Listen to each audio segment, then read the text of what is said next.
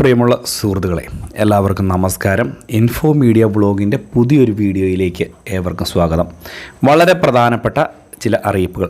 കിസാൻ സമ്മാൻ നിധി ആനുകൂല്യങ്ങൾ കൈപ്പറ്റുന്ന ആളുകൾ മാത്രം ഈ ഒരു വീഡിയോ കാണുക. വളരെ പ്രാധാന്യം അറിയിക്കുന്ന വാർത്ത അറിയിപ്പാണ്. ചാനൽ ആദ്യമായിട്ട് കാണുന്ന സുഹൃത്തുക്കൾ തീർച്ചയായിട്ടും നമ്മുടെ ചാനൽ ഒന്ന് സബ്സ്ക്രൈബ് ചെയ്യുക. ഫേസ്ബുക്ക് വഴി വീഡിയോ കാണുന്നവർ തീർച്ചയായിട്ടും ഫേസ്ബുക്ക് പേജ് കൂടി ഫോളോ ചെയ്യുക. നമ്മുടെ ഈ ഒരു വീഡിയോ ഒന്ന് ലൈക്ക് ചെയ്തുകൊണ്ട് കാണുവാനും പ്രത്യേകം ശ്രദ്ധിക്കുക. നമുക്ക് വിശദമായിട്ടുള്ള അറിയിപ്പ് പരിശോധിക്കാം. നമ്മുടെ രാജ്യത്തും കേരളത്തിലുമൊക്കെ വിപ്ലവകരമായിട്ടുള്ള മാറ്റങ്ങൾ കൊണ്ടുവന്ന ഒരു കേന്ദ്ര സർക്കാരിൻ്റെ പദ്ധതിയാണ് കിസാൻ സമ്മാൻ നിധി യോജന എന്ന് പറയുന്ന പദ്ധതി.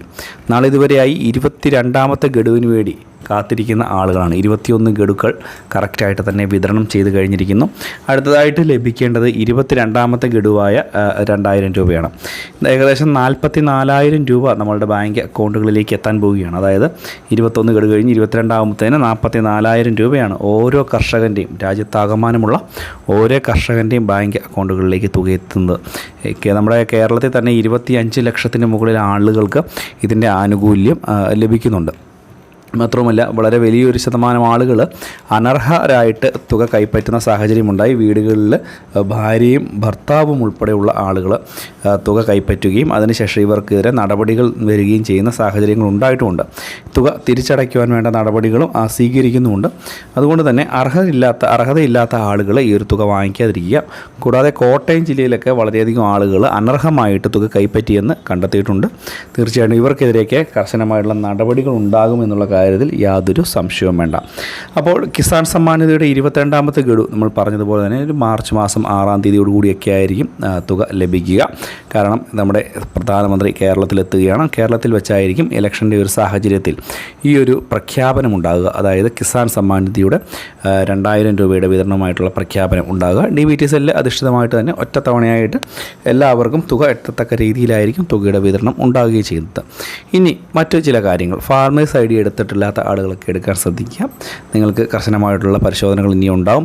അതുപോലെ തന്നെ എയിംസിൻ്റെ പോർട്ടൽ ബന്ധിപ്പിക്കാത്ത ആളുകൾ, EKYC ചെയ്യാത്ത ആളുകൾ എല്ലാവരും തന്നെ EKYC ഒക്കെ ബന്ധിപ്പിക്കുക. പല ആളുകളും വീഡിയോയ്ക്ക് താഴെയുള്ള കമൻറ്റ് ബോക്സിൽ വന്ന് പറയുന്നുണ്ട് തുക ലഭിക്കുന്നില്ല, EKYC പരാജയപ്പെട്ടതുകൊണ്ടാണോ എന്നുള്ളൊരു കാര്യം.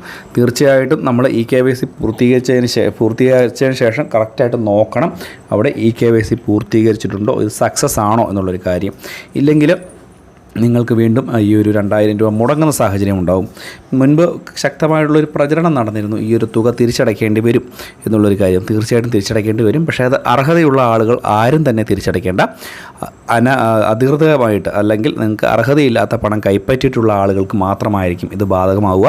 അവരുടെ കയ്യിൽ നിന്ന് തീർച്ചയായിട്ടും തുക തിരിച്ചു പിടിക്കാനുള്ള ഒരു നടപടി സംസ്ഥാനത്തിൻ്റെയും അല്ലെങ്കിൽ കൃഷി വകുപ്പിൻ്റെയും കേന്ദ്ര സർക്കാരിൻ്റെയും ഭാഗത്തുനിന്ന് അടിയന്തരമായിട്ട് ഉണ്ടാവുകയും ചെയ്യും. ഇലക്ഷനാണ് വരുന്നത്. പലതരത്തിലുള്ള ആനുകൂല്യങ്ങൾ ജനങ്ങൾക്ക് ലഭിക്കും.